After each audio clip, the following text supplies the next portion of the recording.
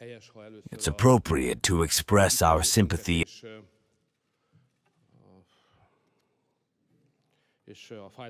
and sorrow first to the families of the victims of the terrorist act in Germany and to the German people in general. We are with them in what has unfortunately become a routine terrorist attack almost every Christmas.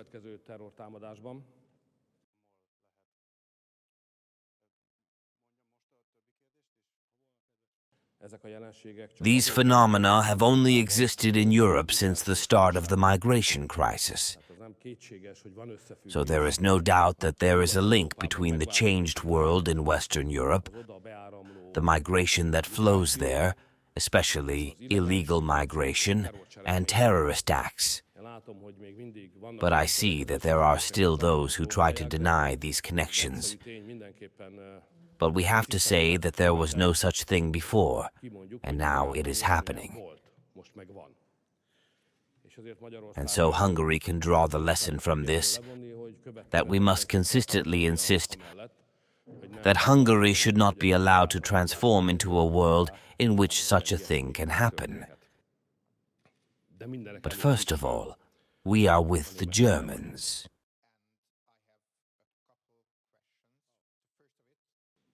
I see that footage and I say, hey, my kid goes to the Christmas market too, right? He goes with my wife, and I get a phone call that they are dead. What? It is clear that when terrorist acts occur, everyone sees the real risk and weight of migration.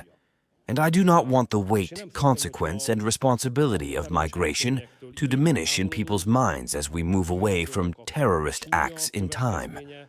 I want to keep this alive in Hungary. The migratory pressure at the Hungarian border may be smaller at times, and at other times greater. But the threat on a historical scale in which we live is enormous and constant.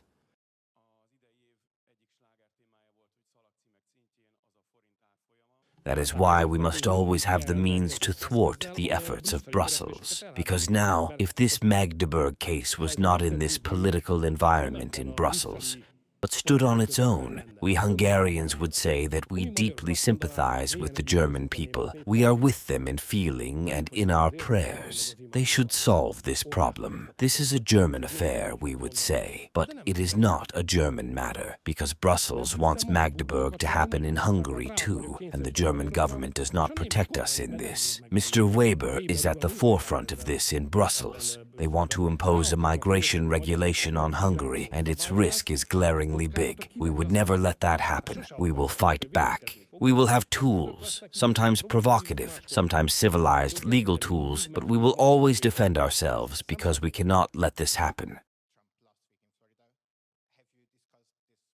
The new U.S. president will take office on January 20th, and we all know that if he implements even a fraction of what he set out to do, the world is on the verge of huge changes. It would be worthwhile for Europe to realize that we are going to live in a new reality soon. The balance of power in the Western world has changed completely. New things will happen, things that people never dreamed of before. Only we Hungarians dreamed of them.